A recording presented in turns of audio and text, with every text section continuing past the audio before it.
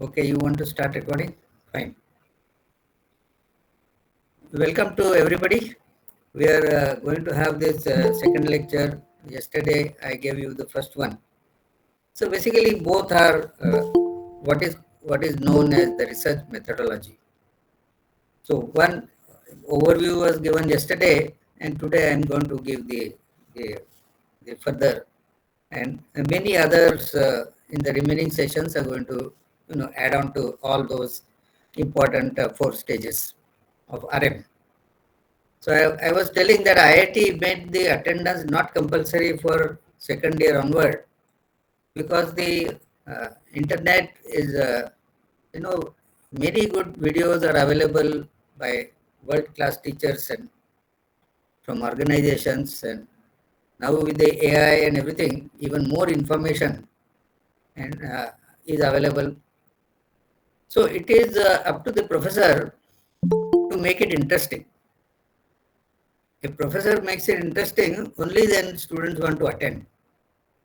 If he is just going to, give the lecture from beginning to end and derive equations and uh, make it boring, then the students will stop attending. So I am hoping that no such thing happens here. The attendance is compulsory for your own sake. See, listening to a few of us is not going to give you the total picture. So basically, you have to attend all 10 sessions to get the whole idea. Then you have to think yourself how much of that is relevant to your kind of work, experimental simulation, or social data gathering, etc., etc. So my two lectures will be essentially aimed at engineering, and in particular aimed at mechanical engineering, because there is a majority of them here in this course. So please go on to the next slide, please. Yeah, so first one is the summary of Lect 1. As I was saying earlier, the summary of Lect 1 is absolutely necessary for two reasons. One is to connect you with what was done yesterday, and secondly, allow all latecomers to join and not miss anything, really. But for people who are already here, 70 of them, so for them it is a refreshing. So let's go to the next one. So there are these, there are these two flow charts. One is meant for engineering on the left side, and one is for scientific.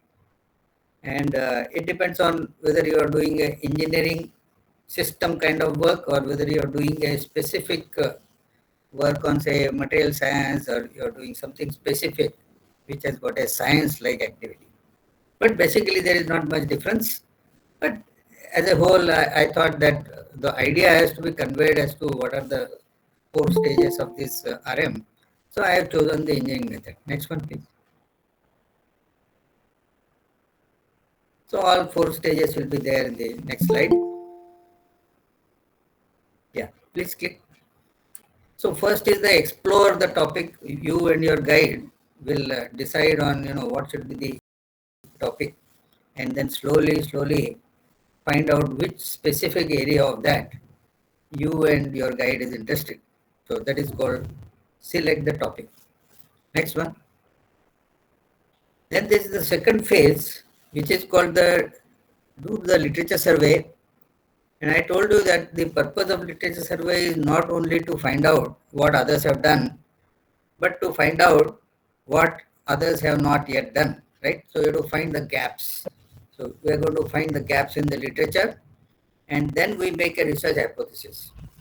The research hypothesis is just a statement that if I fill in these gaps, so what people have not yet done, if I achieve some good result, then my thesis will be done. And I'm assuming that the thesis is done under a very simple criteria that I should be able to publish 2 papers in 2.5 years. So very simple target is there that I identify 3 to 4 gaps, and I work on all of them simultaneously, and hopefully one of them will give me a very good result in 1.5 years, and then I'll publish it. Then the second one will give me another good result, in another 1 year, and I would publish it. And therefore, while the PhD problem is very, very tough, what we are trying to say is that we have to make the target simple. So mentally, we are prepared for this thing, that our work should be so good that it should do better than what is there in the literature. So the third one is actually having defined the research problem, identified the 3-4 gaps, and now you have to work on it to fill in these gaps.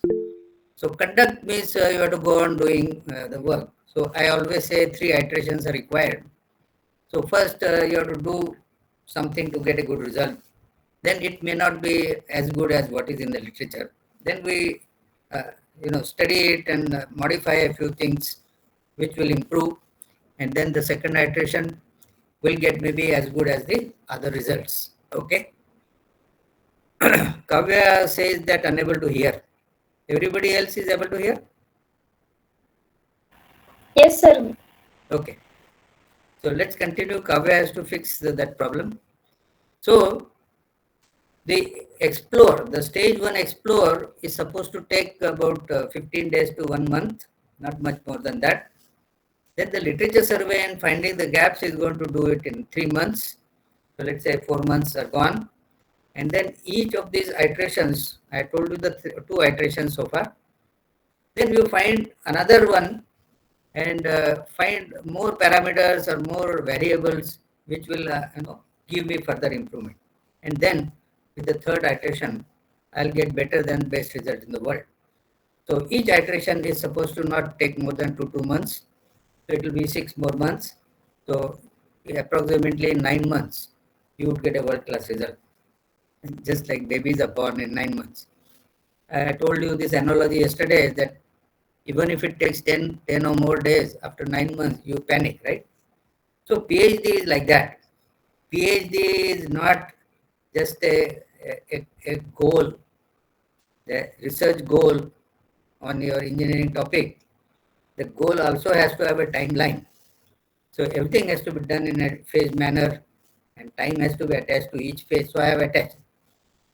Explore is 1 month, the literature survey is 2 to 3 months, and the conduct of the research is 3 iterations, 2 months each. So that's about 9 months. Even if it takes more time, it will be 1 year, right? So then let's go to the fourth one. Till we get results. Now there are 2 possible results. Please read on the blue box on the right hand side. Solution meets requirement partially. That means it is not completely done, but you have done something in a different way and you are getting as good a result as the world has got. So that's good. So this is not better than the world, but you did something new and you're getting as good a result. So we can publish it usually in conferences and therefore it is not a waste. But if solution does not meet requirements at all, requirement means our research hypothesis, it doesn't fill up the gaps. Then we have to go back and do more thinking, get more ideas, and do more work. But suppose on the left-hand side, solution meets the requirement. That means we get a result which is better than the world. Then we will say, publish it. Because we already got literature survey done. We already recorded the best results of all the people who have done it. And then we have found the gaps. And then we are now filling in the gaps. And our results are better than what they have given in the entire literature. So all this thing is going to give a timeline of first paper published in 1.5 years. So paper writing and all that takes time. As many speakers will tell you how to do literature survey, and many speakers will tell you how to write a good paper which will get accepted. Next one. So there are another way of saying the same thing, the 4 phases of research. The first one is explore possible topics before focusing on a motivating research question. That means we focus on to a problem. Second one, the initial phase of literature review and plan for data gathering from a variety of sources. It is not only engineering, some other fields like medicine and dentistry and all this, these require a lot of data gathering, experimental data gathering among real volunteers who are given that particular treatment or who are affected by a particular disease. So, a lot of variety of sources are available. Over and above that, you can conduct a specific experiment by giving a specific medicine or a way of treating that differently, and then generate your own data. So, conduct research to gather and organize and analyze data and draw conclusions. That means whatever parameters you have now changed and you are collecting data further, and analysis says that, I get better result than earlier. Then once we get a better result, we share or publish that result, giving an entire process of research method. How you were motivated to find that problem, once the problem was found, how you planned activity, how you did that work, how you collected your own data compared with the old data, and what analysis you did to show that you get better result. So either the treatment is good and you get a good result from that disease, either qualitatively or quantitatively. That means you get a good result at quicker time, or you get a good result as the end goal. Basically, remove that basic problem with the health, that disease. Second, next one. So now we come to today's topic. So I'm going to enlarge on each of these, but I'm going to stop in the last thing, the third bullet from here is define right problem. And I leave it to other speakers to tell you how to solve that problem. Okay. Because that's important. That do, the 3 iterations of doing it to solving the problem is not part of my agenda, because we are only in the 3rd session. Out of the 5 days, we have got 10 sessions. So there is no point in telling you how to solve problem right in the 1st or 2nd session. So we select topic, do literature survey and define problem. That's our agenda for this lecture. Next one. Yeah. I told you that the problem of doing PhD is a tough one. There are so many aspects of it, and we have to do justice to that. So there is a sequence of activities which are part of this PhD. So first select the topic. If you are particular about a topic, like I was particular about making integrated circuits, then I went and found out where integrated circuits are being made, and then I found out professor who is also interested in or already doing it. Other way around is that you join PhD program, then you are assigned a guide, or a guide will choose you, and the two together will decide the topic. The first activity after that is the registering for PhD. It requires a statement of purpose, SOP it is called, statement of purpose, that why and how you are going to do this, PhD. So what is the timeline? What is the result expected? What is the activity plan, etc., etc. Having done the work and all that, then you are ready for the ultimate thing, which is called the synopsis. That means just prior to PhD, freezing PhD, we start working on the synopsis. That means compile everything, the whole activity, RM activity, and say that I have now got good results. But before that, we have to simplify all this, whatever we say freeze PhD, into a very simplistic model that we publish 2 good papers in good top journals, and then the door is open. Then we can say, I have done enough work, let me write the thesis. There is always something after PhD. I told you that PhD is not necessarily the end goal. The end goal is that you become expert in that particular topic that you have chosen, and PhD is the first step in it. And if you are 27, 28 now and you finish PhD before 35, then there are 30 more years in your academic career before you are going to retire. So there is a lot of things after the PhD also. So I have already said published 2 papers, your PhD is done. But several of my students in their 4 years published as many as 5 papers. Because once you get a hang of it and once you get a grip on activity, the experimental activity, simulation activity, then you can do very quick, fast work. But 2 papers is minimum. Next one. So yesterday I have done all this, but now I am going to do it a little more detail. So go to the next one. So the 4 phases of a double diamond approach. So this is not done. This is the new thing today. So I'll show you the double diamond and then I'll come back to this slide. Please go to the next slide. Yeah. So this double diamond, you can say the start, the PhD start. You have a guide and you discuss what topic should be taken. So the first thing is diverge. That means don't limit yourself to one small aspect of that topic. So suppose you are now going to do a digital twin, or you are going to do, say, friction welding or something like that. So don't read the first paper, which is very good, and say, I am going to do this. No, you have to read lots of it. You have to read all about the weldings, all about the necessary requirements of welding, and then you have to choose which appears to be the more latest way of doing it, and why people are publishing lots of papers in that new topic. You might as well do that. So explore the problem. The problem should be explored in many ways. I told you that you read journal papers which are in top journals. Also read those papers which have got lots of citations.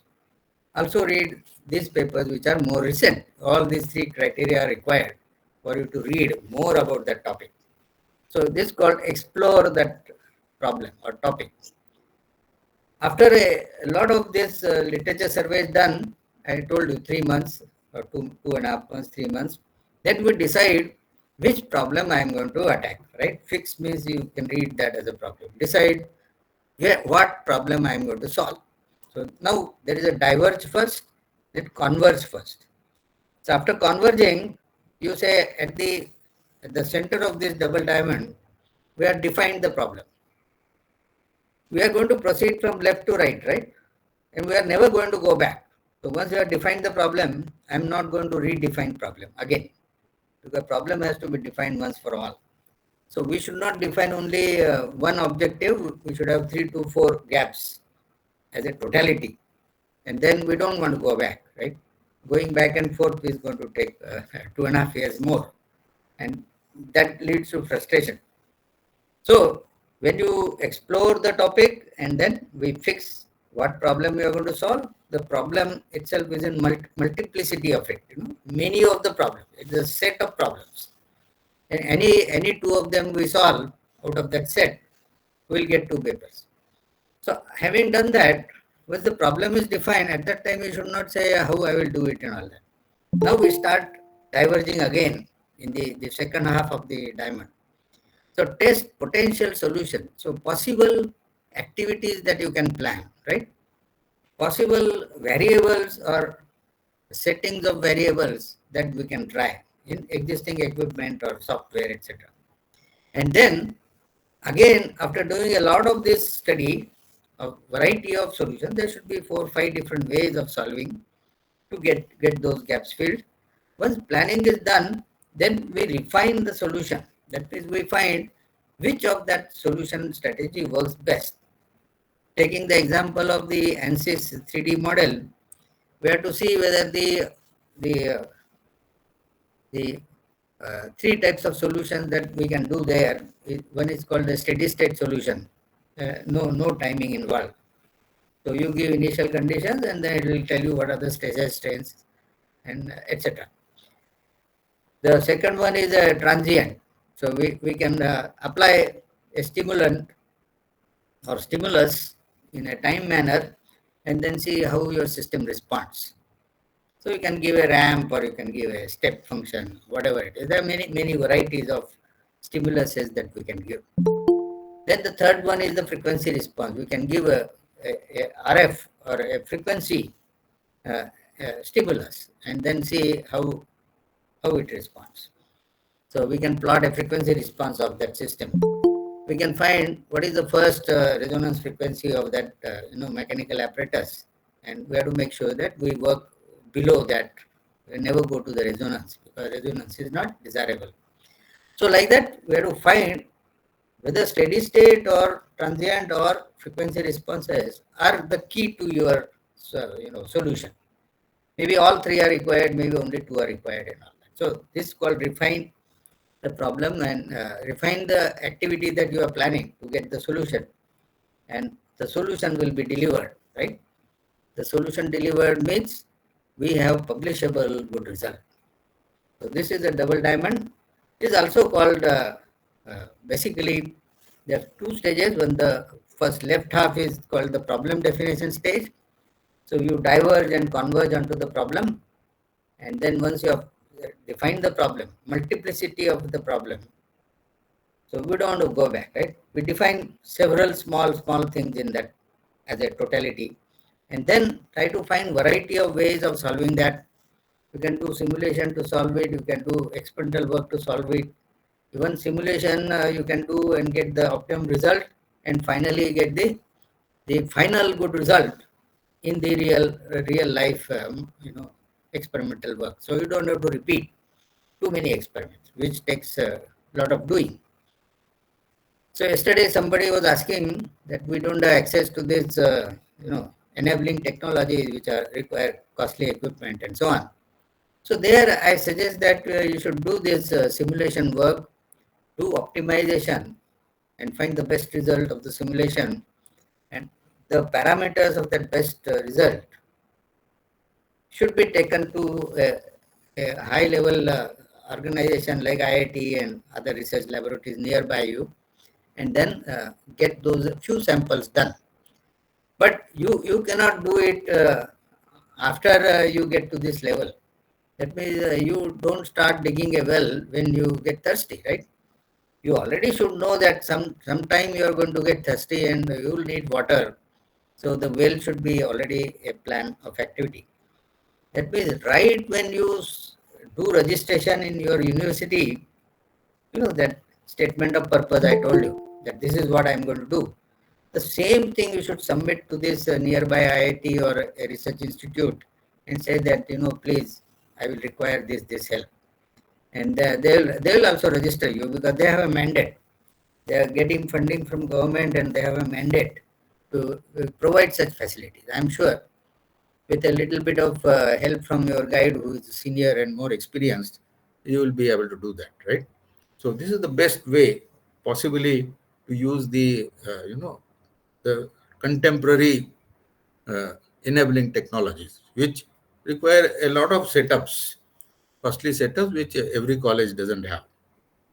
But whole idea is whichever way you do it, you must get a result better than best in the world. And this double diamond. So I'm only in the first half, left half of it today. I hope that some other speakers will tell you how to do this, right? I will also come on the last day and discuss a few things if there are some gaps or some questions still to be asked. Next one, please.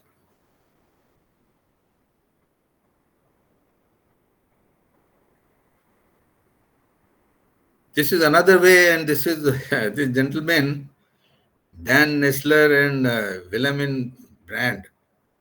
I like this, but I myself finding difficulty in reading it.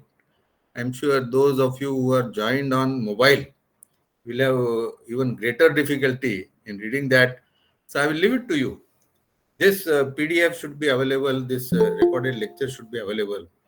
If you are on the laptop or mobile, you can actually magnify this small portion already, and then let me try it myself. No. So it is the same thing. Basically, you start here and you get the right idea means you define. Yeah, thank you very much. You're getting the right idea means you define the problem, and the right hand side. No, just keep the top one also. Yeah, getting the idea right means you have to solve that problem. So right idea means what problem are you solving, and get the idea right means all the plan of activity is going to get you the result, and all the inside ones are very good. You can yourself when you sit with your own problem, the first half, that how to do this diverging and converging for defining the problem. But I request you to always have a multiplicity of problems. That is a set of problems. Because I don't want to go back. I'll take a set of problem and say, you see my 5 fingers?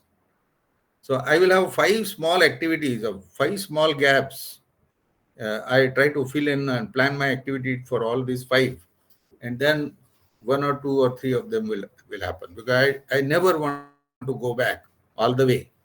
It is like changing the topic or changing the guide, which is a very troublesome thing. And I always say that define a right problem first time itself.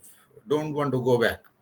So problem definition is very, very crucial, and it should have several small goals, and then we work on all of those parallelly, and then get two of these goals satisfied.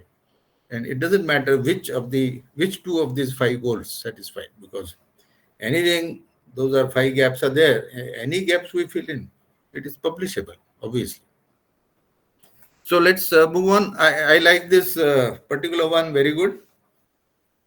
Now you can move on. Next slide, please. Yeah. So read journal papers. I have already shown you the slides, but I'm going to talk more on that today. Next one. Next one. Yeah. So the first highlight is you must select high impact journals. So when you pick up a topic, suppose we are mechanical engineers. I'm sorry to again keep on saying this, but all other branch people should have their own field in mind and listen carefully to the generic aspect of that. So when the mechanical engineering PhD student or researcher is there, then he has to worry about the ASME journals, the top journal. This the ASME is the organization for mechanical engineers. Similarly, IEEE is the organization for the electrical engineers. Similarly, there will be some top organization for the civil engineers, etc. For your own field, you please find out the top three journals. So once you have selected the topic, right? So that diverging the topic, that time also you do, but when you are focusing on your topic, then I must find out which journals will accept papers in that particular topic. So top three journals, you must make a list. These are called A journals. You can make a list of journals which are less impact than that. These are called the B type journals. So both A and B we should select. So there should be a selection of 2 to 4, two top journals and two A journals and two B journals. Because when we write a paper, we can send the paper to A journal. For some reason they don't like it or ask you to revise too much, then we can submit that paper to the B journal. We have been doing that. Because it is very, very good idea not to waste the work which you have done. Instead of going on doing it and aiming at the top journal and then it doesn't accept, then there is a problem. So both A and B type journal should be there. Please next click.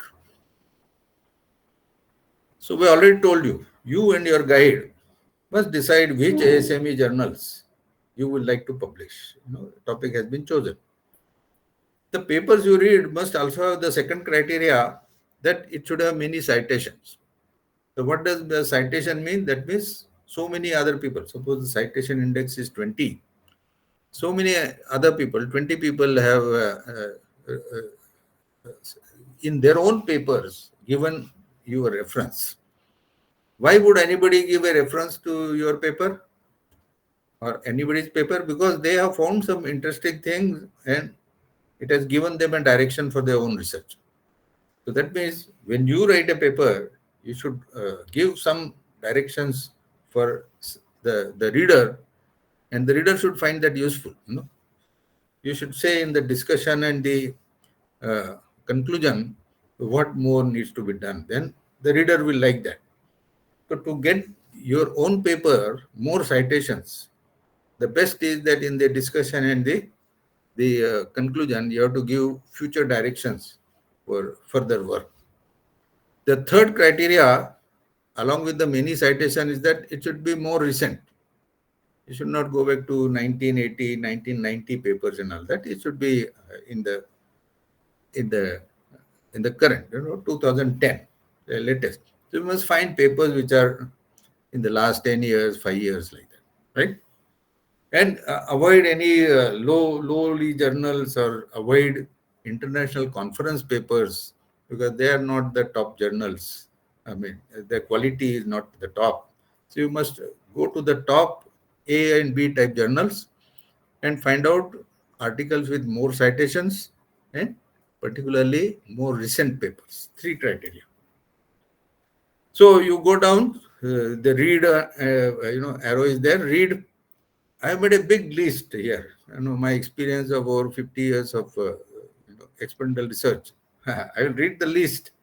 You may have to do many of these things in your career, but you have to decide which part of that you need to do it for your PhD. So you have to read the title, of course, the title.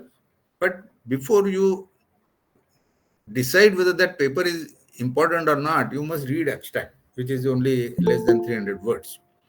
The abstract will tell you whether you should read it fully.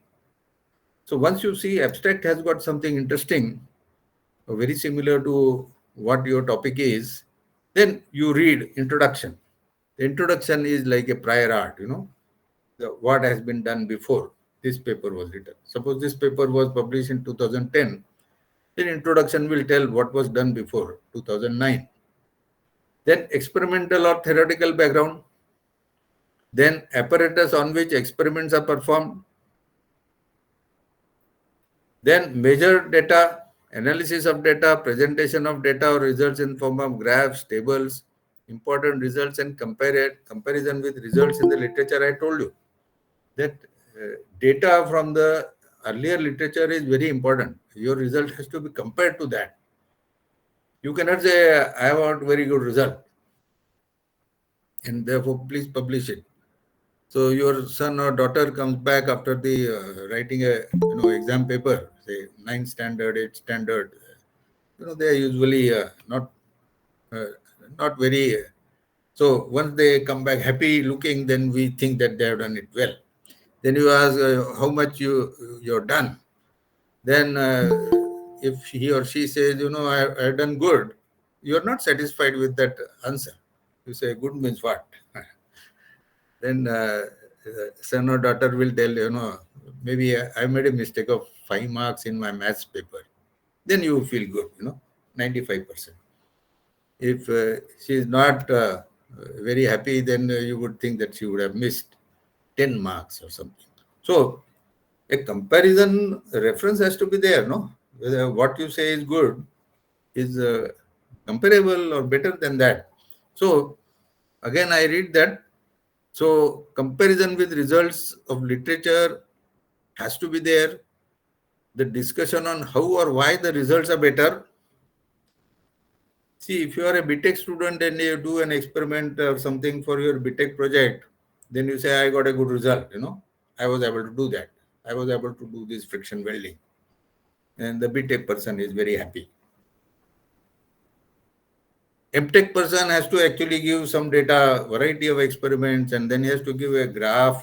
This parameter, if I vary, the pressure and the vibration, then I get more and more welding strength. So one graph has to be given by MTech student.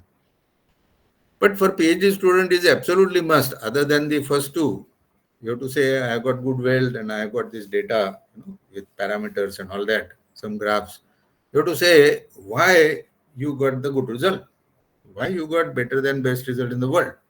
So it is absolutely necessary on how or why results are better or results are different, and conclusion as to what can be done in future to further improve the results.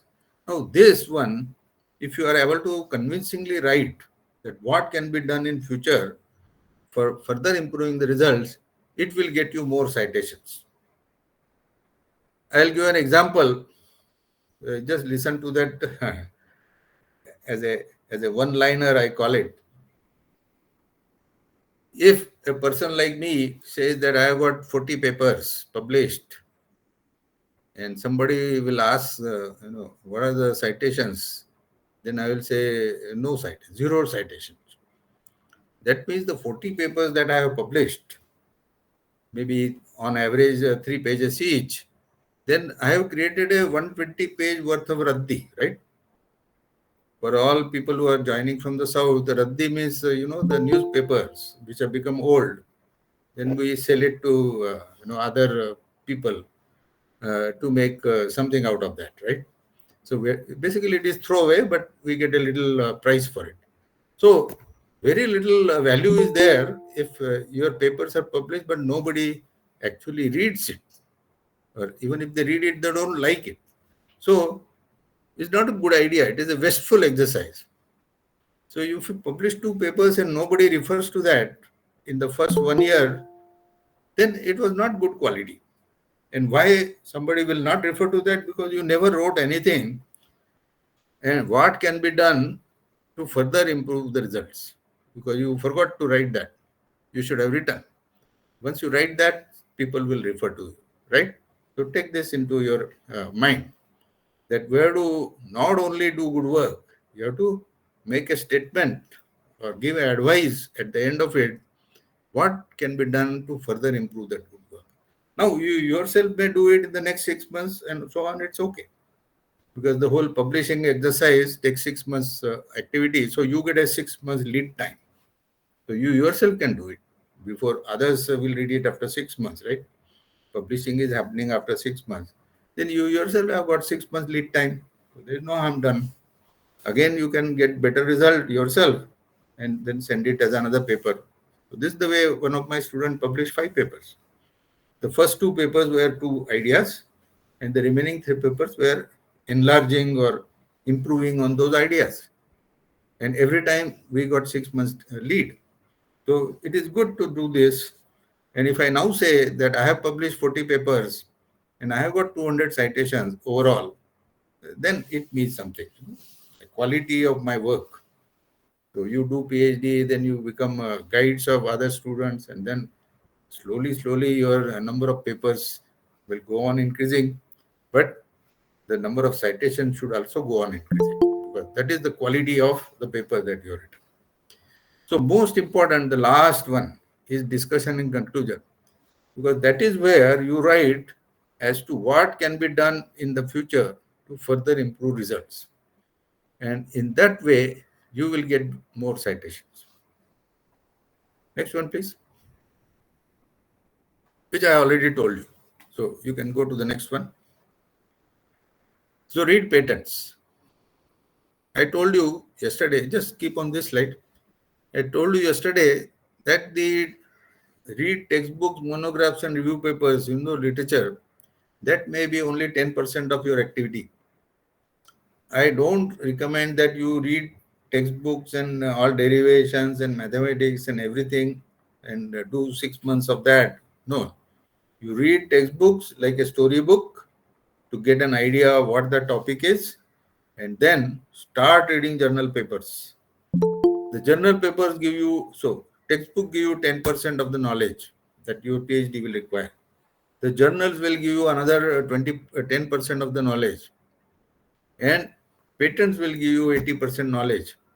Now, many a guides till yesterday, so to say, never asked the student to read the patents, because the patents are legal-like documents, whereas and this and that written legal language. But that is only in the part of the patent which is called the claims. The claims are written in the legal language. But before the claims, there are 3 headings. The title, let's go to the patents. Next slide. Yeah. So there are 3 headings. First is the title, one line having few words. The second one is abstract. Again, just like any paper, patent also has an abstract which says what is achieved. What was the motivation and what is achieved. And the third one is a short half-page paragraph on a A4 size page with font size 10. Usually it is in small print. Therefore, it is substantial but not too much. And it is in fully technical language. There is no legal language there.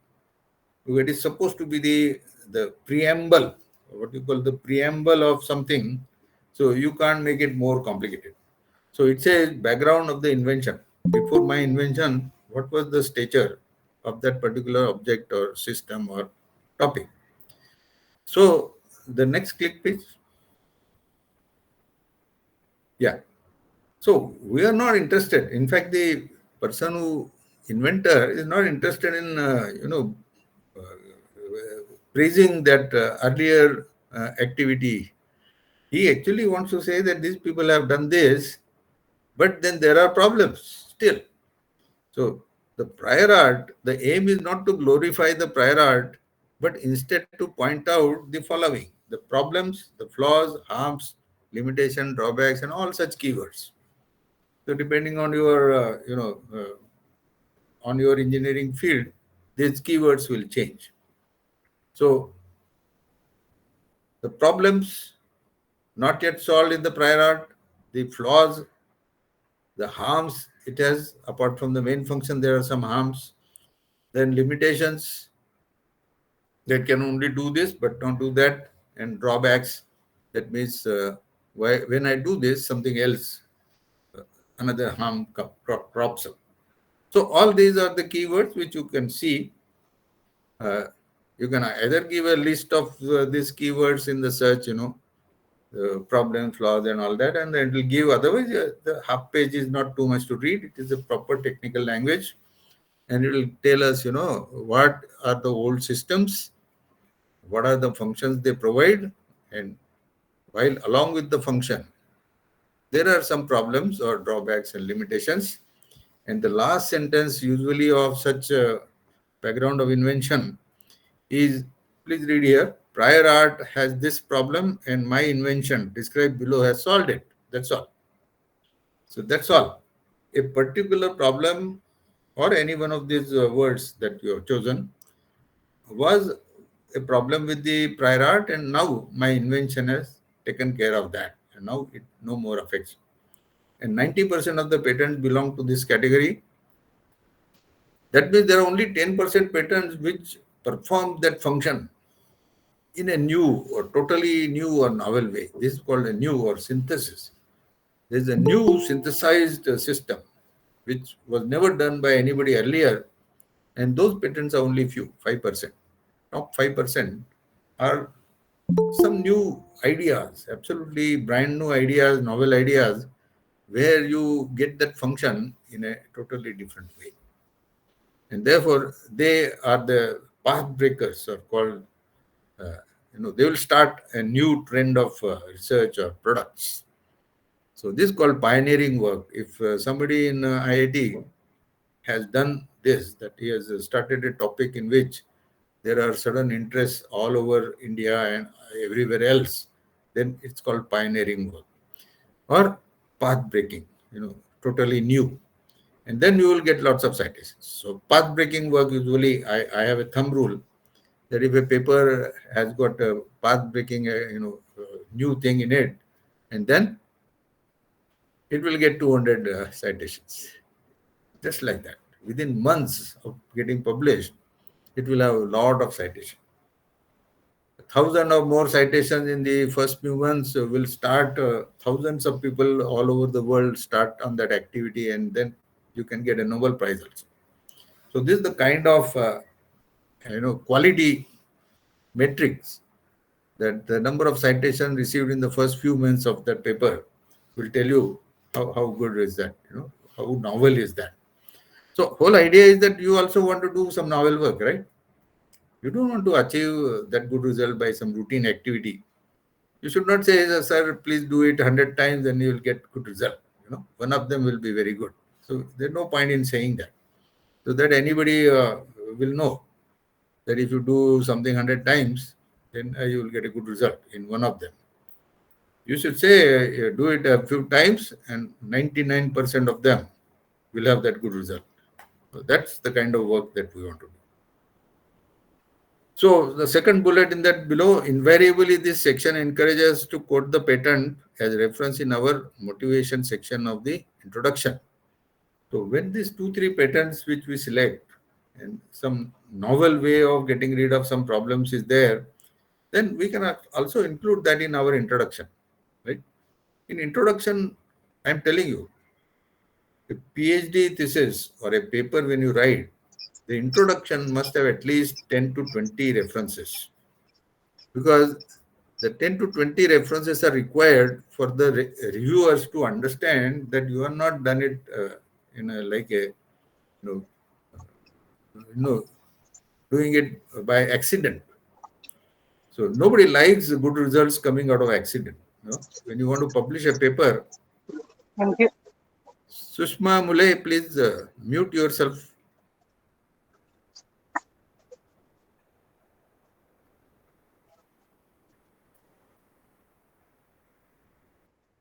Yeah, I know. This happens.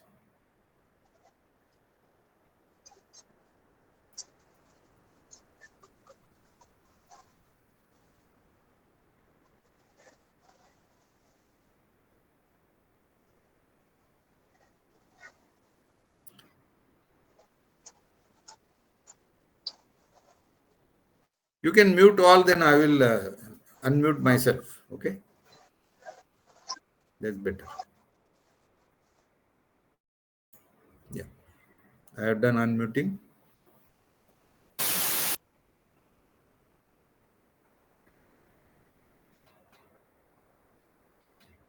Okay, so I was there in the last but one bullet. Invariably, this section encourages us to quote the patent as a reference in our motivation section of our introduction. Now, introduction in any paper or even in the thesis, every chapter, you have introduction. So, in the thesis or in the paper, we must have at least 10 to 20 references given as to what has been done prior and so on. And I'm telling you, nobody likes good world-class results coming out of accident, right? So we have to justify that we have done a lot of reading work. We already know what others have done. Now we want to rise over and above that and get better results. So add these 2-3 patents to the 10-20 papers that we already chosen, which are published in high impact journals, and it makes a good beginning for your paper in the review process. The reviewers are actually, first thing they read abstract and the good result that you got, but then they focus on to introduction and find out that you have done it systematically. You have read all those prior work, and therefore now it is worth reading further whether you have done it in a planned way and got good results. So all these are required. Next one.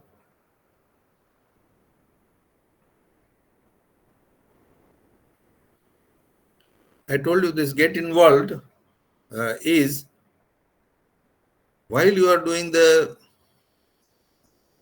first fixing the topic, you can do that by itself with your guide.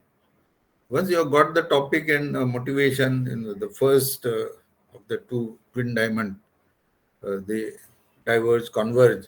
Once we have got a problem, as soon as we define the basic topic on which you are going to work, even before finding out all the gaps, you must start looking at the apparatus or the facilities that are needed for doing that kind of work around you, in your own college, nearby, and all that is required for you to get involved with that topic. You cannot say that I will dig the well when I am thirsty. You must already do that. It is a part of the planning. So get involved in all the facilities and the experimental or simulation facilities that are required. Keep working with your seniors who are 1 or 2 years ahead of you. Go and sit with them and ask them, what they're doing, how they're doing, and learn a few things. You can even help them, and that way you can learn better. Always a cooperative work. And if you really take part in their research, if possible, then you can also get your name in the papers that are published, which is also to your credit. So all this is a what we call get involved. Get involved in the laboratory or in the simulation process along with your seniors, and guide, of course, is with you. And this is the way you have to do. Once the problem is defined, you already are aware of what are the ways of activity that we will follow. Next one.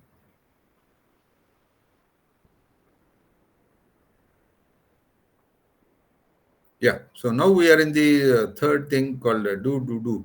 So this is the planning of it, and the last one. Next one. And then we will be getting the best result, right? So now I told you that I'm not going to tell you anything about how to do it, right? I am going to only tell you today how to define the right problem.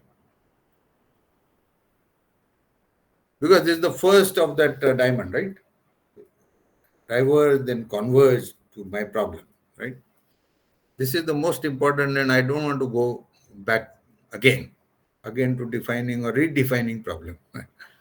Redefining problem is a very time consuming affair, and it will lead to frustration. So define the right problem. So I will spend a few minutes on this word right. What is the right problem? We already said that it should be a world's problem, because the gaps in the literature are the world's problem. But over and above that, what is the right problem? The right problem is that I have enough knowledge, textbook knowledge, journal and patents and knowledge I have gained already. So I have already background, all that topic, the problem. I have all the background. The second one is your college or the collaborating colleges have facilities to do this work. This is important. So the first right is that I know enough about the subject, the topic. Then your college or the collaborating college must have facilities to do that, right? And the third right one, that it is possible to do this planned activity in a 2 months time, right? Short activity. I always say that there should be a frenzy of activity. So once the apparatus or facilities available, you should be working, continuously in a focused way on that without relaxing. So I call this a 15-day frenzy of activity. Then you can take 1 week off, then again start frenzy of activity. So this called a full mind, body, everything is focused on that activity, and you are constantly in doing that. So there are no other diversions from other, what I call other must do situations, right? So illness in something, and attend marriage somewhere, and all those diversions should be avoided when you are doing this frenzy of activity. So I will say more about that, how to avoid that. So there are three ways we have to define. First is I have enough theoretical and reading knowledge I already done over the last 3-4 months, and then I defined the topic with 4-5 gaps, and now I look for the facilities are with me or with my collaborating institute. And the third one is that I must have access to that facility in a small time, right? I always say 15 days. You cannot have complete ownership of that facility. Usually it doesn't work that way. So you will have several people using that facility, and then we have to make a planned activity that I will need this particular facility for 15 days, or I will have a slot in which I will do this, and so on. The third one is, you must know, once you get the planned activity done and you are able to get the samples and results, of what we call collect the data, you must have already done enough work on how to quickly analyze the data. So you should not, after getting the data, you should not decide, how you are going to analyze it. For example, if you have done experimental work like design of experiments, and you have conducted, say, 27 experiments in your data for 27 experiments, then you should already know how I am going to analyze it, right? And therefore, you must know not only to conduct experiment and collect data, you must already have pre-decided how you are going to analyze that and get conclusions or make inferences out of that. So these are three ways of right problem. You have enough background about the topic, number one. Then you have access to the facilities, experimental or simulation or whatever.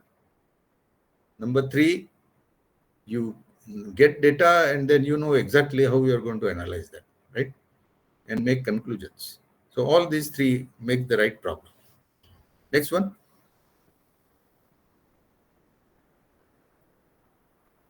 Now I am not focusing on the word right. I am now focusing on the word problem. Okay.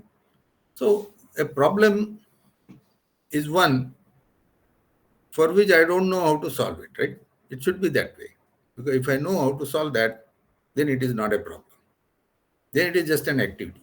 Suppose my tap is leaking, then I know that the gasket has become loose or gasket has got cut. Then I'll say, oh, it is just a problem of replacing gasket. So call plumber and ask him to replace gasket. But if you don't know what is wrong with that, then that fellow will come. He may also know or not know, but his strategy is that he will say that, oh, sir, the whole tap has to be replaced. You buy a new tap. He will take that old tap away. So how that particular problem is defined, if we know the reasons for that problem, that is better.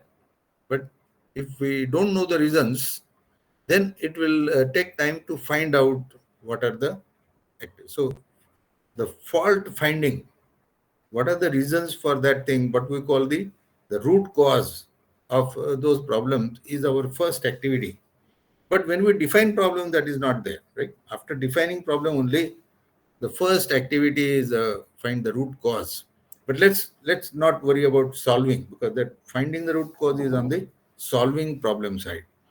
So let's see good English to define problem, and we have access to more technical books and books from very senior researchers and uh, professors who have written books to define quickly what are the problems and what are the nature of various problems and how step by step it can be solved. So let's look at this first two, Covey and Nadler Hibino. Yeah, next one. Next. So Stephen Covey, I don't know whether you heard, I think I heard about it first some 30 years ago, I guess. So Stephen Covey wrote a book called Seven Habits of Effective People. So you're trying to be one of them, right? You're doing research and you are doing PhD, and so you must do it effectively. No? Effectively means you have to get good results in good time, right? Effective. You're not taking too long to do it. So it will be useful to know what are the various stages of activities that these effective people do. Next one. So these are the seven habits of effective people. You read from one, and there is a good book on that. But many articles are there on the internet. Short, brief articles. The book is very very thick. So small articles are there. You can get some idea about this. So first habit is be proactive. That means don't wait for somebody else to give the trigger to your research. You yourself should create the trigger. This is called proactive. The second one is begin with the end in mind. So this is most important. Please click. Yeah. So what is our end in mind? The PhD is a big problem, right?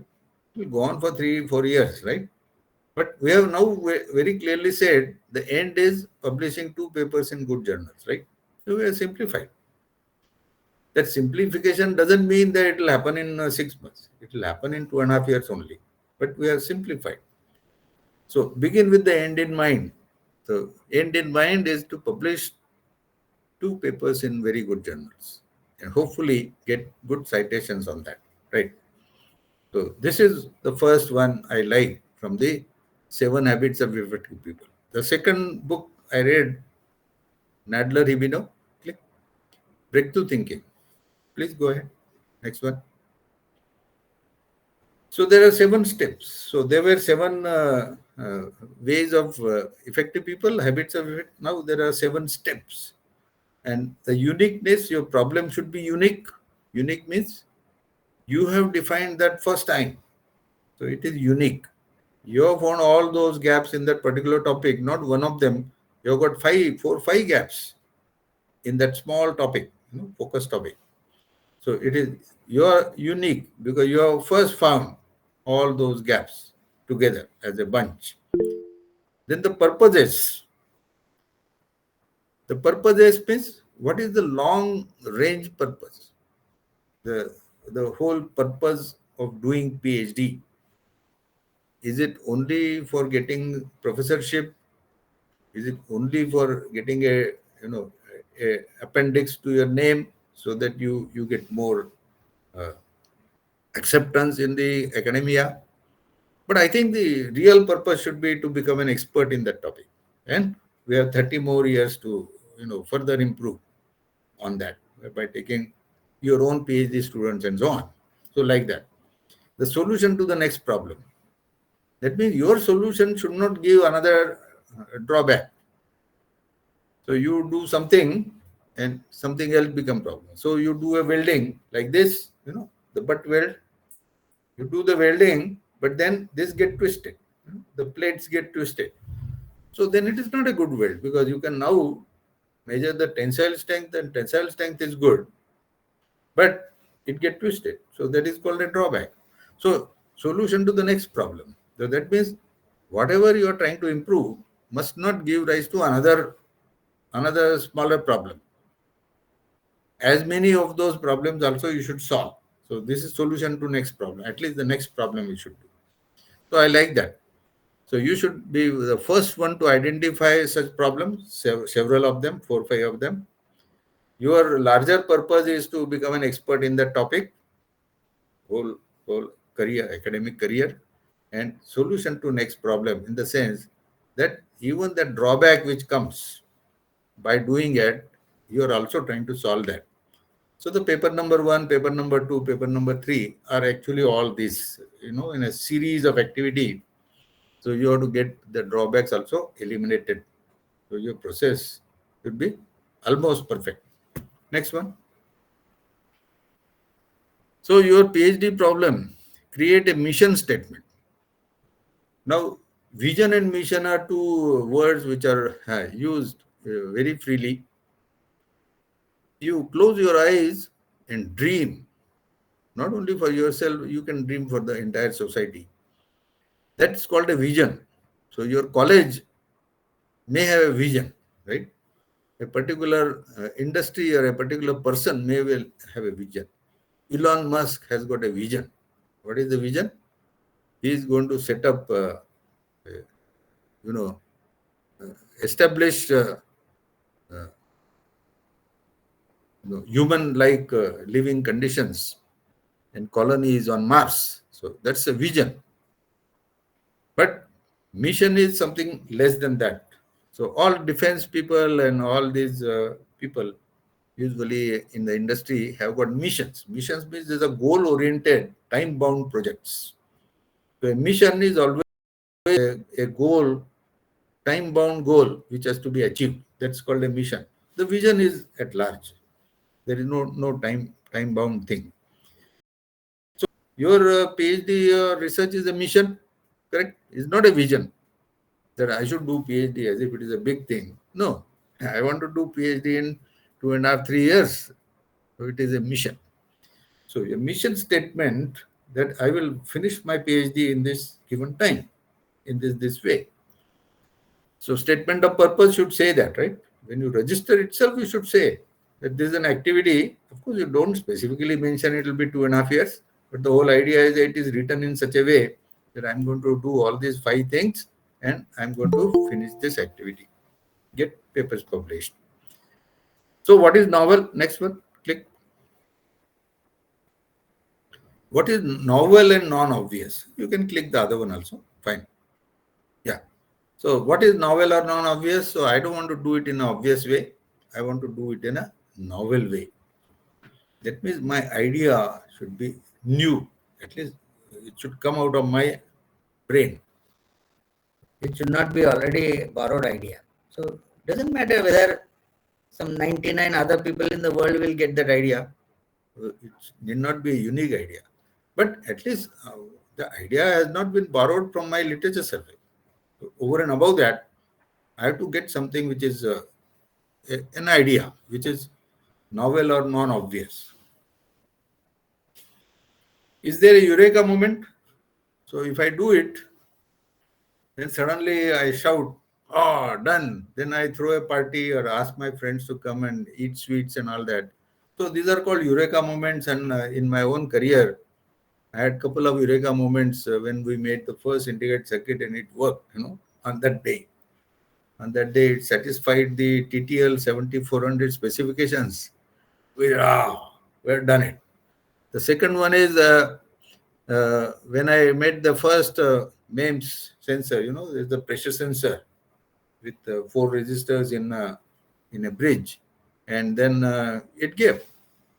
I connected a vacuum system to it, and I connected a pressure regulator cylinder, and I increased the pressure and I gave vacuum. It gave me number of points. So it worked linear, very good. So once I see a linear graph like that with the pressure, the resistor changes. Wonderful. I done it. So these are called the eureka moments. Now, not necessarily that some unknown good result comes. That's also a eureka moment. But a expected, predicted good result comes also a eureka moment, right? So that serendipitous good result, has got a meaning that while I am doing something of more importance comes out, by accident. So that's called a serendipitously good result. So that is okay. That's also eureka moment. But my planned activity and my expected or predicted good result, if I get in the first shot, that's called a eureka moment. If I get it after doing a hard work for 1 year, then it is satisfaction. But it is not a eureka moment. Getting it the first time itself is a eureka moment. Next one, please. So your PhD is a mission, is not a vision. Your parents may have a vision that you should do PhD. One of my son, one of my family, my children should do PhD. This is a vision. But when you register, it should be a mission. That's why I keep saying that the stage 1 exploration should be a month. Then literature survey should be 3 months. Then planned activity should be 2 like that, 6 months. So good result should be there in the 9 months. Now this is called a mission. You can't leave it loose, otherwise leads to frustration. So effective English further, since we do our work in English, I call it effective English, but the whole idea is to tell you and excite you about this effectiveness of something. Effective means by doing a smart or less work, I get good result. That's called effective. The same work which should have been done by 1 visit to the bank, if I have to do it in 3 visits to the bank, then it is not effective. No, it is a wastage. So like that, a very smart, clear-cut activity which leads to a good result is called effective. So end goal is solve a difficult or world's problem, right? Because we want to get a result which is better than best in the world. Next one.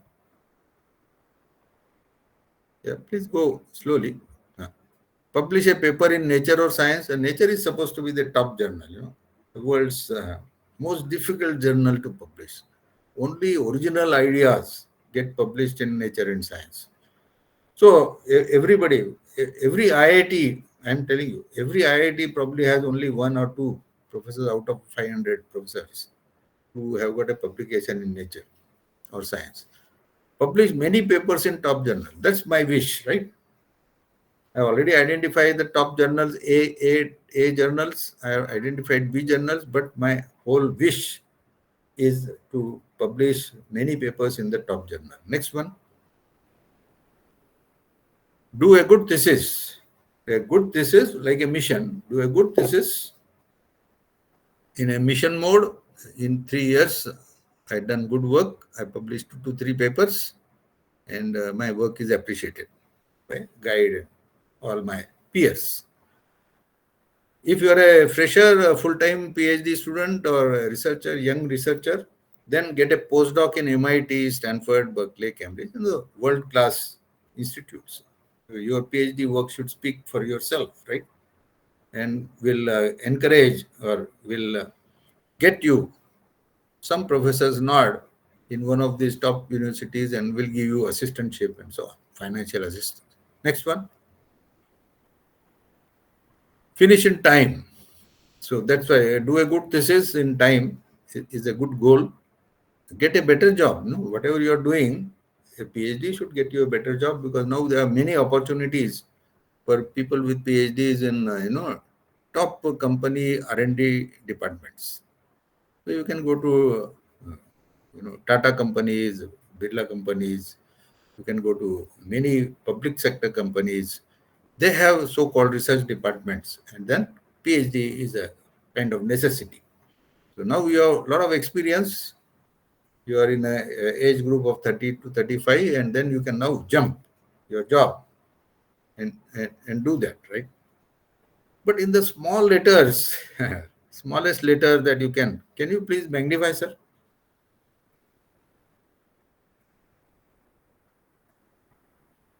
Yeah, very difficult to read.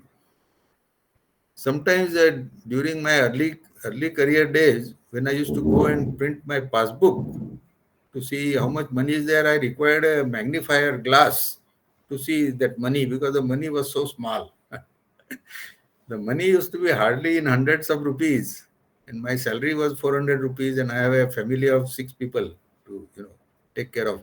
So just like that passbook, money entries are very small, and they give you a lot of problem, right? Similarly, the smallest one, get good job or continue with the current job, is the worst result for your PhD. Don't be happy. I'm telling you, nothing can be worse than this, that you get a PhD and you continue in the current job. It's like when I got my PhD, everybody said good work and all that, but when I went home, my mother said, "Oh, you have done your PhD? So now you please help your wife in your everyday chores." No? Earlier I had got a freedom. I got a 3-4 years freedom from doing all those helping jobs. So my mother never called me Dr. Prakash or Dr. Apte. She still called me Prakash, right? So the problem of remaining with the current job is that nobody gives you that ego trip. Nobody gives you that extra thing that you wish, that they'll respect you, they'll show you respect. But the same people know he was an ordinary fellow, no? PhD ho gaya. So what? So remaining in the same job has got that disadvantage, that you don't get the respect that you deserve. So what I will say, please give the next tick. You can go back to normal size. Yeah. Next click. Yeah. Next. Yeah. So I propose the minimum target should be that your PhD should be good enough to get postdoc fellowships or a visit to one of these big laboratories, even for a short time, like 3 months, 6 months, 1 year. So the worst is already there, right? Continue with the current job. That is the worst thing, for which you didn't have to do PhD, I'm sure. But now that you're doing PhD, you should set a goal which is higher. But this particular goal with the yellow box is for the fresh PhD students or fresh researchers. You got to do good work in a mission mode, so that when you give a statement of purpose, write your CV and send it to one of these professors with funds, then he should be willing to take you. That's the minimum thing. So the below it says you will drift downwards if you don't do anything about it. Will lead to a routine problem solving with nothing novel about it. This usually happens if your PhD takes 6 to 8 years. The reason is that since you are not able to get some brilliant idea or what you call an innovative idea to solve that problem, it took more time, as well as it gave a lot of frustration. So even after 8 years, it is the same thing. Your solution was not great. So you have to then write a thesis which is thick. So I always say a thick thesis like 200 plus pages for technology shows that you didn't have an idea, you just did a lot of work. Lot of work, lot of experiment, lot of thousands of simulations, not knowing why you did thousands of simulations and why you got good result. All that become very, very difficult. So you should have actually an idea to conduct fewer experiments and conduct very specific simulations, and predicting that these specific simulations and the analysis of the results will give me the most deserved good result. So that is the novelty. The novelty is the smartness of those ideas which will give me good results with the least amount of work. Because if you get very huge data working over years and years on that apparatus, and then it is like garbage in, garbage out, you don't know what has given the good result, or if at all it has given good result. But a PhD examiner will say, this fellow has got done a lot of work. Let's give them PhD. So this is very frustrating. Anyway, so whole idea is that the freshers must aim at getting assistantships and postdoc fellowships with assistantships in one of these top universities. If not there, then they should get it in IITs. So they become postdoc or assistant professors, temporary. Not your own college, but you go to an IIT or NIT, you become professor. This is what I mean. You get a better job, right? What you are doing, you get a better job. But minimum thing is postdoc fellowship. Next one. Next slide. The use of oxymorons. Oxymoron, please go to the next one. Yeah. The word oxymoron. Yeah, thank you. Just hold it there. The word oxymoron is a figure of speech in English, and the corresponding uh, languages will have appropriate words for it. So basically, it is a pair of words of exactly opposite meaning to define your problem. Exactly opposite. So opposite requirements are there for your system, and you still have to achieve that. Exactly opposite. So one of the classic examples is, please give a next click. Yeah. So there is a oxymoron like honest politician. Now that is very difficult. Politician is a politician, full of guile and intrigue and whatever. These are words. I'm not talking about corruption and all that. The guile and the intrigue, and so they manipulate, if nothing else.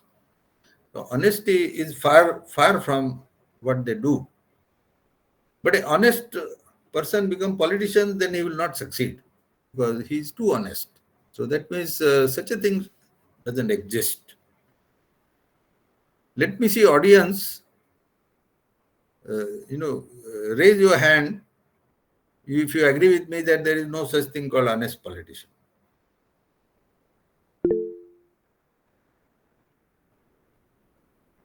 Yeah, I want few more. Saddam Masali has raised hand. Please. I need at least 10 people to show that they are awake, or they are sitting next to the mobile or laptop. I need more. There are only 4 people here. I'll wait till it is 6. There's no point in giving a lecture if people are not attending. Yeah, say I got 6. Fine. Thank you very much. So, honest politician is a unique thing which we all want, but it's very difficult to get, right? So, in our own system, there may be a politician and there may be an honest person. So, a pair of them will work. One of them is PM, another one is a home minister. Yeah. So one is honest, let's say, and one is politician. The two together perform that function. So let's go further. Next click, disappear honest politician. Fine. So there are these words, example 126 and all there. So there are the words which are also realistic, achievable goals set by this new thing, new thing called virtual reality.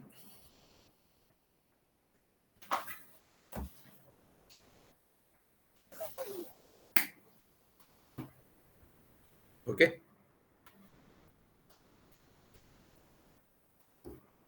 So my battery was low, so I got a warning. So virtual reality. So reality, and you add virtual to that. Then solar cooling. Use thermal. Are you able to hear me? Yes, sir. Okay. Solar cooling. I use the heat energy of the solar rays to give cooling. Exactly opposite. 3D or 4D printer. So earlier, all printers used to be two-dimensional, right? But now there is a 3D printer, and we can make prototypes and we can make samples of things. And actually, now many functioning things can be made by 3D printing.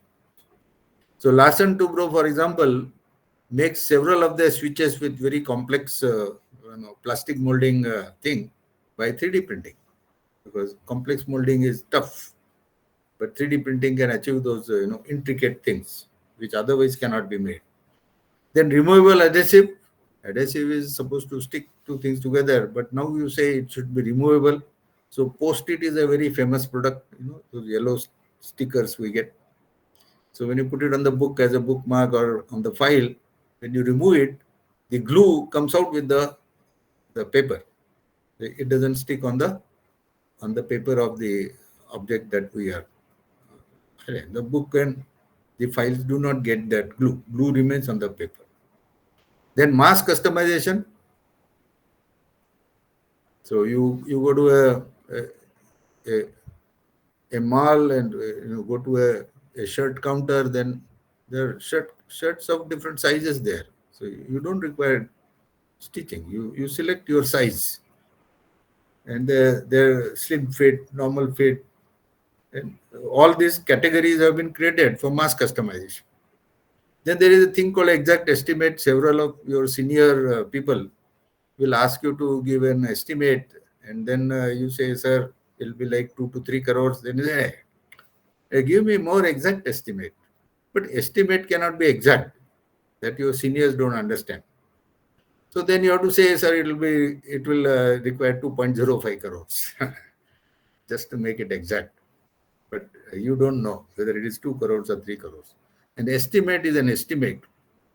So when in your family, when the first marriage talks in a matchmaking variety, there is an estimate that marriage expenses will be this much. But you and I know that the estimate is very grossly inadequate. The actual expenses become much larger. But in technical thing, let's see. Next click. So when we call it a soft hammer, the important, please give the next click.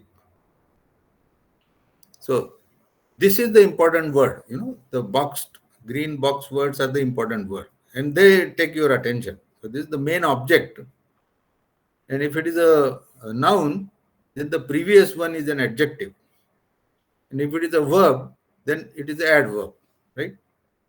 So fast, run, right? So run is the verb, and then fast is an adverb. So hammer, then you say soft hammer. As soon as I say hammer, you get an impression that it is made out of those iron thing with a holding hand, the wooden bar on it, and then it is going to bang with a lot of power. But we require a soft hammer for doing woodwork, right? So we want to do some woodwork and make some sculpture in wood. Then those are not hammers with iron and all that. They are hammers made of wooden blocks or nylon and so on, depending. So soft hammer is required for doing very fine kind of carving. Then blunt needle.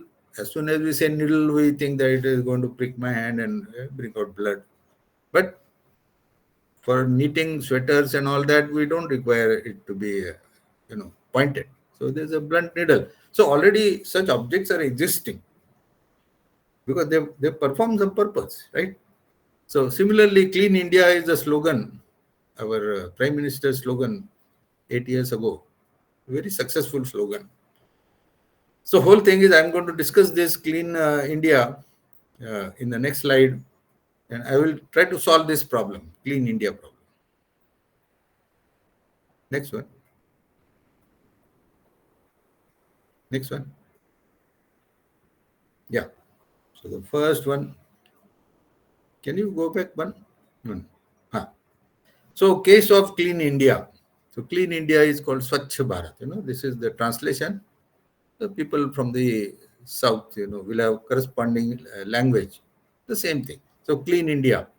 But what is really true is the clean, dirty India. So that means India is a dirty India, and we have to clean that. So this is the clean and dirty is the oxymoron. But that dirty is hidden. Then we say Unnat Bharat, then we say Swasth Bharat, that means a healthy India. Then when we say healthy India, we have to say healthy, but India is a non-healthy entity. There are a lot of diseases and problems with the health. So we have to convert them to healthy. So there are two choices. The first choice I am giving here. The first is clean it. If something is dirty. Let's say your street across your society where you stay is dirty. Then we say clean it. And then find ways to keep it clean. Now it is out of your control, right? There's a corporation supposed to do that. So it is very difficult. If you clean it, you can do. But to keep it clean, you have to depend on some other authority, corporation, and so on. So it is extremely difficult to keep the street clean forever because we have not found ways of forcing this cleanliness, the number of people who are cleaning or the regularity with which they come and clean the road is not under your control. So this is the problem, that clean the street in front of your building is a problem. Clean your own society inside is under your control, right? Then you can employ some person on daily basis and make sure that it is cleaned and it remains clean. So the next choice is the real good choice. Please click. Yeah. First, find ways to keep it clean. Just close your eyes and imagine that the road has become clean. Then you have to imagine various steps in which you can keep it clean. One of them is that put, those the blue and green dustbins at every 50 meters on that road, and make sure that somebody comes and removes things inside that twice a day, and then make sure that nobody puts anything on the road slowly. So Indore has now my own, my native city, my native place is getting this award for the continuously last 5 years, the cleanest city. But now if I go, I see nobody is dropping dirt on the road. They always find is the green and blue, the wet and dry garbage bins, and they go and put it there. So the method is every 50 meters it should be there, and it should be removed periodically during the day. So the corporation's person has to do only that part. He doesn't have to actually clean the road. So make it simple. So find ways to keep it clean and then begin cleaning it. Okay. So I will now tell you your PhD registration, your permission from the home for you to do PhD after several years in job. So first you decide here, clean it, and then find ways to keep it clean. Let's go to choice 1. Can we go back, sir? One step? Yeah. No. Yeah, keep that choice 1. Yeah.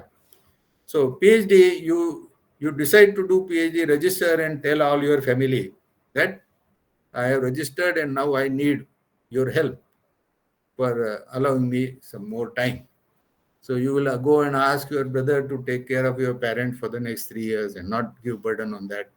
Or you will ask your, uh, father-in-law, mother-in-law to lend help in the household chores, take care of children, ask your husband to, take care of more chores for next 2-3 years.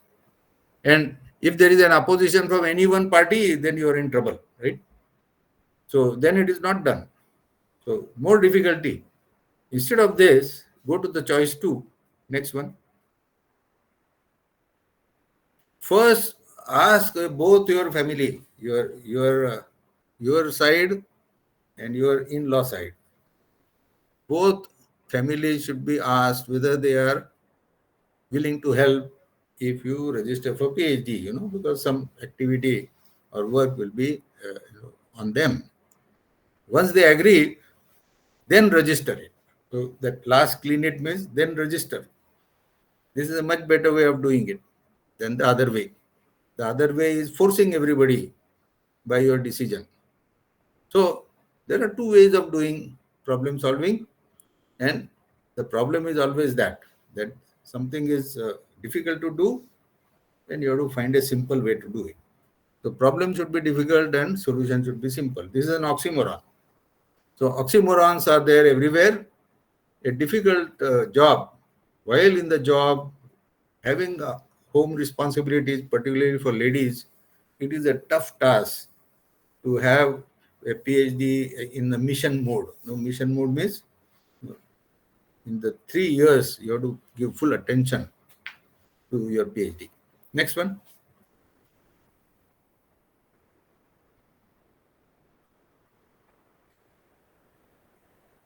Yeah, hold it there. So creativity is the measure. Creativity measure is the number of solutions. So I already told you, you should be innovative and creative. You should not do routine solution. So you have taken PhD as a mission mode. You have identified some 4 or 5, 4 or 5 gaps in the literature. And you're going to solve that, right? But you must find new ideas to do that. So how will you measure your creativity? So creativity measure is the number of solutions. Therefore, find several or many solutions to your problem and then pick up the best among that, right? Naturally, if you just find one way of doing it, it will give you a certain result. It may or may not become better than the best in the world. But if you find several solutions, you continuously do several things, you are likely to find better than best result in the world. So please, next click. So if you have one solution, then you say good, but there is no comparison. Next one.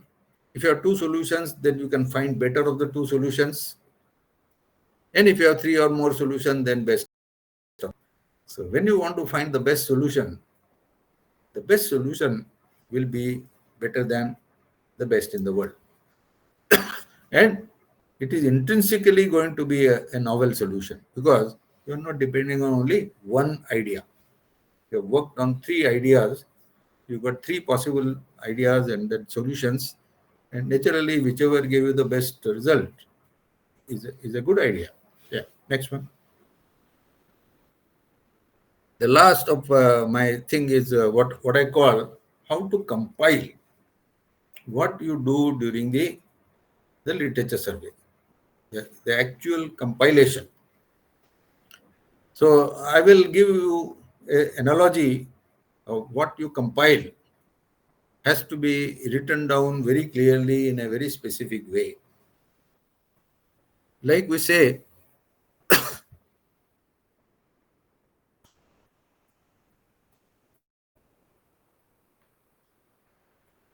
when you want to write down your CV and a statement of purpose for a job in a multinational company, let's say, So the first time you lift your pen or go on to your computer, whichever way you prefer, what you write is not acceptable. Right? It doesn't give a nice flow, and then you say, reject. So if I write on a paper, then I'll crumple the paper and throw in the dustbin and rewrite again. It takes a lot of practice to do this, right, in a systematic way. The same thing we say that when we are in love with someone in your early teenage or just after that, then it is very difficult to write the first love letter. First love letter, you don't even know to call your loved one what address you will give, and you don't know how to end. Lovingly yours, can you say that, or you will just say Prakash at the end? Will you say something at the beginning? So all that is a black box. You don't know. So it takes a long time to write down what is already in your mind. So you have done a lot of reading. You have read so many papers and patents and journals and textbooks and all that. Now is the time to write down, write down a summary, and therefore it has to be done systematically. Otherwise, it is not what is in your mind. So what goes on the paper must reflect what you have read, and therefore I have now given you in the next few slides exactly how it is to be written. All the 3 months of literature survey, how and finally in what form it will be. Let's see that next one. So there is a method by which I can now tell you, but I'm not going to teach you this method. This is called define the ideal final result or ideal function that you are trying to achieve, along with the harms. Next one. Yeah, so this is called the creation of ideal final result. So this is a cone of ideal final result. And I already depicted a welding operation as an example. So I got these two plates and I want to weld, right? This is called the butt weld. So I'm going to weld this by whichever method. I can do it by conventional oxyacetylene flame, or I can do electric welding, I can do laser welding, and so on. All the friction welding latest. So whole idea is that I must weld these two parts so that the tensile strength. So when I pull it, the tensile strength is very, very good, very large. So many megapascal or so many kilonewton per millimeter square. The civil engineering people like the kilonewtons per millimeter square, and the mechanical people like the megapascals. So this should be the strength of this welded part. Okay. So here now you go below IFR, ideal final result. I'm going to say A, main function. Main function is the tensile strength of this particular welded part. Ideal value is infinite, right? What does it mean infinite? When I pull these two parts apart, it will not come out. The welding will not come out. These parts will break elsewhere. The parts will break outside the welded portion. That means the welding strength is very, very good. So imagine I took two pieces of paper, strips of paper, and I put Fevicol and weld it and glue it. Within minutes it will dry and will give a wonderful weld, wonderful joint. And when I pull the paper, it will not tear or come out of that. The paper will actually get on elsewhere, right? Not at the welded part. So welding is almost like infinite strength, more strength than the remaining parts, right? But along with that, any such welding operation will have four harms. I have listed four harms. Since it is a harm, ideal value should be 0. So micro cracks. So my welding may have micro cracks. So I say that there should be no micro cracks. Ideal value of micro cracks is 0. The voids, some air or some other thing get included. While we want no void, 0 voids. The no burr or uneven weld. So in welding, usually there is an excess material which we have to remove. It's called burr. It can hurt you or it can look bad. So that is an extra operation of filing and so on to remove the burr. The fourth one is warping. When we are doing the welding and heating operation, some twisting can occur in the rectangular plate. They get twisted, which is not good. So you have to now have some jigs and fixtures so that the twisting doesn't happen. So like that, for every one of these harms, I have got some methods and parameters by which I can control micro cracks, I can avoid voids, I can reduce the burr, and I can reduce the warping. And therefore, when I say that welding is done, my main objective is to get as much welding strength as possible, which I will measure. But I will also keep an eye on these four harms, and I will do my literature survey and note down all the values of the welding strength as well as each of these harms as given in those papers. So that means I am now purposefully arriving at this mission that I have got this main function, welding strength, and I have possible four arms, and there could be more arms. I have taken a list of four arms, and I'm going to make measurements, or I can read literature, I will take values which they have reported. So next one, please. Next one. Yeah. So I create a thing called research table. I told you earlier that when you read a single paper, there should be two columns. In the paper, you have to say what is the good thing they have done, and the second column, you have to find out what they have not yet done. But this is more elaborate than that. Okay. This also does the same thing. But now it has got rows in which all these good and bad things are there, not columns. The rows are welding strength is the first row, right? It is the desired part. This is the main function. I am going to write values as written in the paper. So if author number 1 has done some welding by whatever way, and then I am going to put a value of what they have found, the welding strength, and I will enter it in that first cell, the row number 1 and column number 1. Then there are 4 rows for each of those harms. Micro cracks, the number and size of micro cracks voids, similarly, number and size of voids. Then burr or excess, you can say the grams per, micrograms per gram, etc. Warping, you will say so many micrometer per meter. So that is the warping. Or some angle, theta, warping. So when I read author number 1 paper, it is supposed to be in one of the top journals and has got a lot of citations and is quite recent. No? Those are the 3 criteria for a good paper.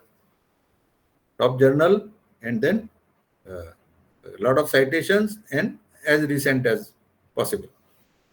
Then I will actually write down if there is a value. If the measurement of welding strength has been done, then I'll actually write down value. Or initially I can put only a tick. Yeah. So something, the value is given. I don't write value, but I'll say they have already done it. Then have the paper number 1 done anything about the micro cracks? If yes, then I'll put a tick. So tick means there is some information that this particular author has tried to reduce the micro cracks. So tick means they have done something to improve them. Now paper number 1 may not actually work on all 4 arms, right? So let's say the next one, please. So we have now put ticks. So paper number 1, author number 1 has done something about improving the welding strength and has done something about reducing voids. That's it. There are only 2 ticks in that. The paper number 2 has not done anything about the welding strength because it is already done. So they have taken a standard welding process and modified it so that the micro cracks are reduced. Okay. Or warping is reduced. That means they have done some jigs and fixtures and they have reduced the micro cracks by using a filler material with very similar linear coefficient of expansion. Linear coefficient of expansion of that filler material is almost same as that of the main material, because if linear coefficient of expansions are different, then it leads to micro cracks, right? Like that. So like that you go and do it for all the authors. Say 8 authors and 2 patents. All the ticks are there. Let's go to the next one. Previous one. Keep it. So now take any two papers. They are two good papers, right? The two together has done something about tensile strength improvement, something about micro cracks, something about voids, something about warping, but not done anything about the the the burr or excess. That means if I go by these two good papers, which are in good journals and which are having, good citations, I must read the discussion and everything, conclusions in those two papers to see if they have done anything about, reducing the burrs, making a very clean welding, so to say. If not, then I will say these two papers, the process is okay, but they are not focused on the burr or excess. So this is something I can do. So this is called a gap. So now I write down all the papers as if in a brick wall. Now you can see in the center there is number 1 paper, and next to that on the right hand side is number 2 paper, and then there is a gap, harm number 3. Let's click. Yeah. So there it is. So paper number 1 and 2 have done everything in my table except they have not touched the harm 3. So now if I take their processes 1 and 2 and modify something or add a new thing to it to take care of the harm 3, which is the excess or burr, then I would have improved it, right? I would have got everything. So similarly, I can read some other two papers. Click. So I can have paper number 4 and 5, which doesn't do anything about micro cracks, but does everything else. So then I will say, okay, I can take that and do something in that process to take care of micro cracks, then I would get better weld. So like that, please go and click. So paper number 1 and 7 has got harm 2 and one more. The paper number 3 and 6, they have done everything, but they are not talked about improving the main function at all. See, what happens is, when you doing something with the harms and all that, sometimes the main function also can get degraded, isn't it? Because we are not watching it. So the paper number 3 and 6, these two people, authors, have not watched the welding strength. So it may get deteriorated. So we have to read the paper and see if they have given a value of the welding strength, but they have not done anything about it.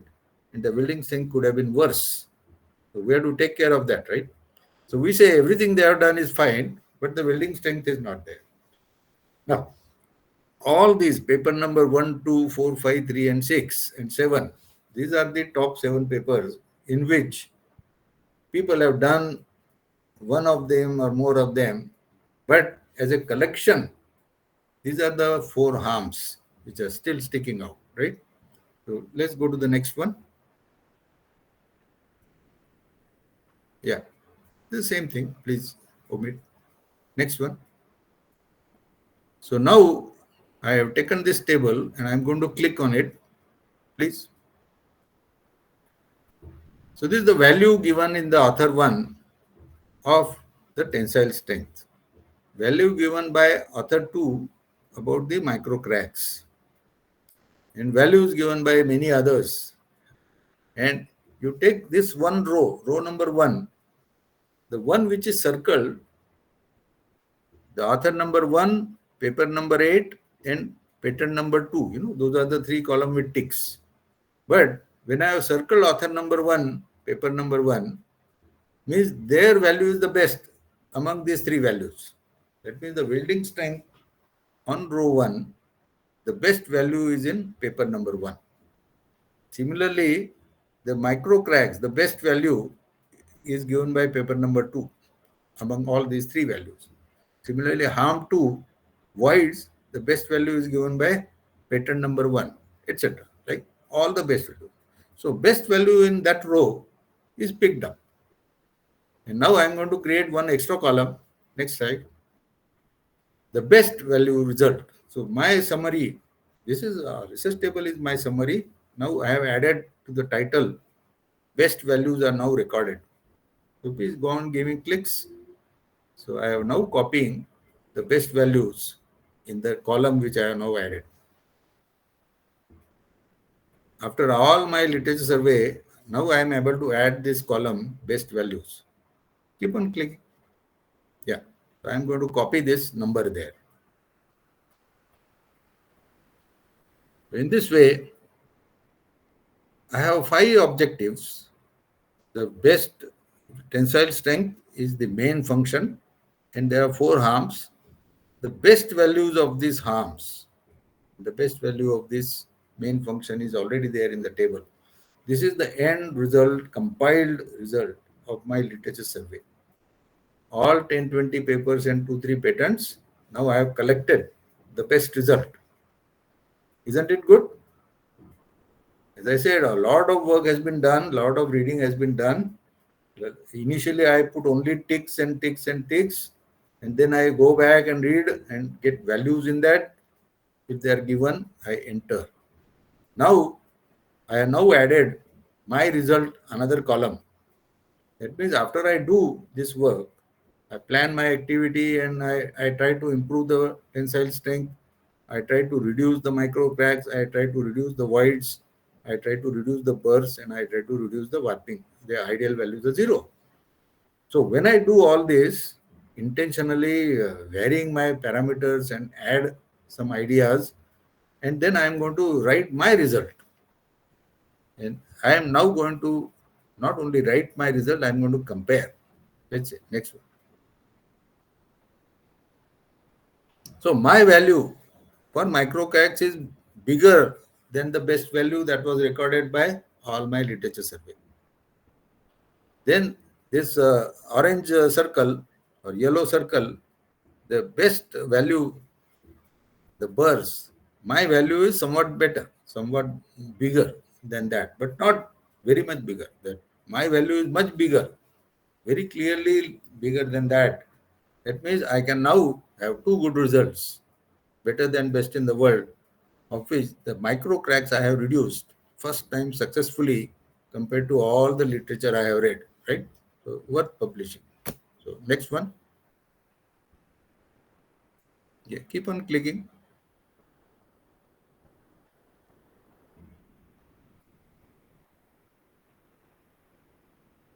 So go to the previous one.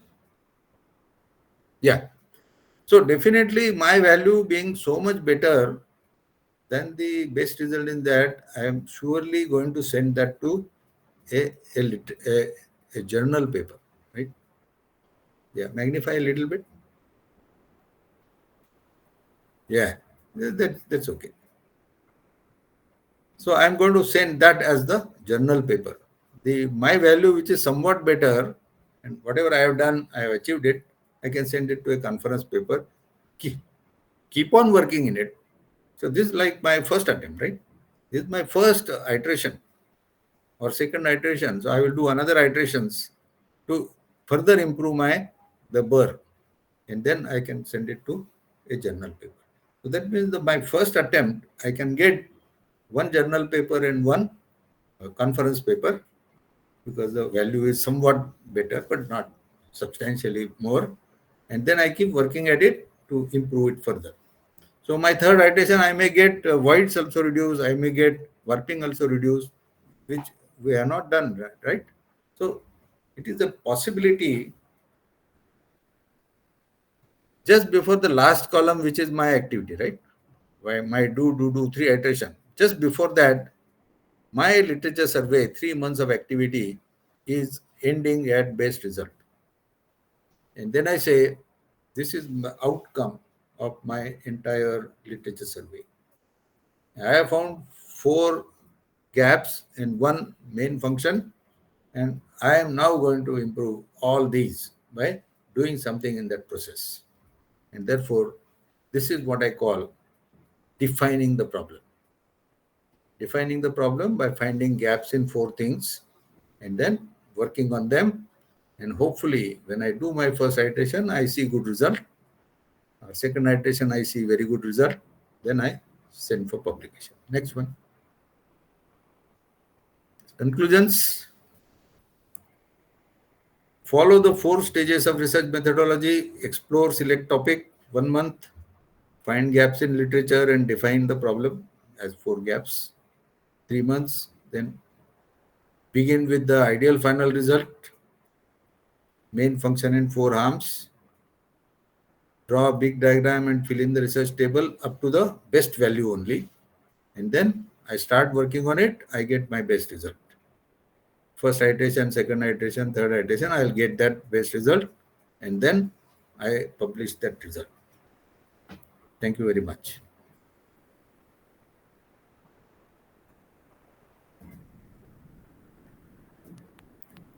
So I promised you yesterday that the first lecture was kind of short, but this is a full time, full 2 hours lecture. Is there any question from audience?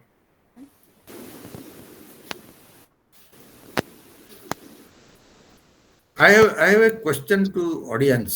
Somebody who has registered for PhD 6 months ago. Please think, 6 months ago you have registered. Are you in a position to make research table? Have you identified 4 gaps? Have you found what are the values of all those things from whatever you have read? The making a cake is a very complicated process, all right. But the result, how good is the cake, is in eating the cake, right? So what I'm saying is, whatever way you have done research survey, roundabout, random, doesn't matter. After 3 months, 6 months, you should be in a position to fill in such a research table. If you haven't done it, please try, because that sets the goal. And then you have to improve each one of those things which are gaps. So I have to fall back on Ashwini. When did you register? Sir, in January 2024. Sir. January 2024. Are you in a position to fill up the table? At least put the ticks. Yes, sir, my work is going on. I'm writing the research proposal. So, according to your previous guidelines, I'm working on that, sir. No. Research proposal is okay. Before that, you must fill up the table. Yes, sir. Yes, sir. Yes, sir. Okay. I think everybody not very openly talk, but there are people who are obviously thinking very strong. People who join February, March and all that are doing coursework, I can understand that. But people who have joined 9 months ago, you are in the first year, all those people must be in a position to complete the research table. This is the crisp essence of that activity, and it is very clear that once you have the best result from your literature survey, as soon as you get a better than that result, we are ready for publishing. That's the good part. So I hope that everybody will think like I have told you. Find those 4 gaps, find all the values, actually numerical values of all those things, quantifying it. Qualitatively, you can keep on talking, shrug your shoulders and all that. But quantitatively, write values of those things which are the gaps, and then plan an activity to improve those values. That's the conduct research, basically. Thank you very much. Thank you, sir, for this eye-opening session. And means regarding you have to define how to define a right research problem and quality papers. Means we got right session. And on behalf of PPT, I explained really hard what thanks to our expert, Dr. Prakash sir, who spared time from his busy schedule to just this faculty development program. And sir, your lectures will surely going to encourage us in our future path of the research work. So thank you very much, sir. Oh, Saddam, want to say something? Sir, I have a question, sir. Like, Yes. sir, you told us that we have to create this chart like big wall method. Sir, Yeah. this may not fit to our research, like identifying the gaps. So, are there any methods that we can explore, or where we can find other methods, which will fit the identification of gap for our particular studies? No, no. So I have just taken an example of mechanical engineering, but whatever is your field, see, the end of literature survey should very clearly give you what is the quantitative good result from your literature survey, and you have to improve on those, right? Yes, So sir. whether you do it exactly the way I have told you is not a question. Question is get qualitative direction for your research as well as get quantitative results and freeze those quantitative results in your report, the literature survey report. So my fear is, what if I don't find the gap in the research? Like, what if I am unable to formulate a problem in the research? So what are the steps that I should that will ensure that I am going to No, get no, the. gap is just a word.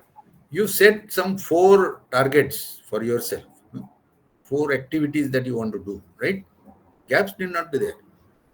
In those activities, what is the literature saying? Okay, that you should write. What is the literature giving you qualitative direction in which you should move, and some quantitative measures which the previous researchers have adopted. So both qualitative and quantitative values should be there. And then you move in that direction. There must be many other ways literature survey is to be done. I'm sure the speakers who are coming after me will tell you all those things, right? Very, very clear direction which I have given may be applicable to welding, may not be applicable to digital twin or something that is there. So you have to see what are the directions the prior art is doing, and you should take that direction forward. But any quantitative results are there, you should note down because you have to make them better than what exists. Okay. Is there any Every question? see all happy people are happy in their own way, but all unhappy people are unhappy in their particular way. This is the first sentence of Leo Tolstoy's novel called Anna Karenina. All happy people are alike, but all unhappy people are unhappy in their own ways. So you are like those unhappy people. Every PhD student has got a different problem. How they should do literature survey is different. How they should put targets is a different, and when they will be able to publish the paper, all different. Individual, every individual has got a different way of doing it. That is why there are 10 speakers, 10 sessions. It is not only one way of doing it. There must be different ways of defining problem, different ways of directions in which your research should go, different quantitative results which you should collect from your literature survey, etc. Anyway, thanks for a good question. I think everybody's mind is working in that way. That what Professor Apte has told is not the way I can do it. Definitely, you should do it in different way. Yes, and your guide is there to help you do that. Okay, thanks, Ashwini. Okay, thank you, sir. Thank you very, I very will much. I will come on the 5th day. Last Yes, session. Keep half yes, an sir. hour for discussion so that Yes, everybody will have understood all those sessions, and then we'll grapple with how this RM 5 day has helped them to get some clarity in their thought. Some clarity should come. All right, everybody. Bye. thank you Have very much, sir. have Thank you. have good Very much. sessions. The remaining 7 sessions. Yes, sir. Bye. Your 2 sessions will definitely help us. Very good. Very good. Look forward to all sessions. Attend them. Yes, yes, sir. Yes, sir. Okay. Thank you. Okay, thank you, sir.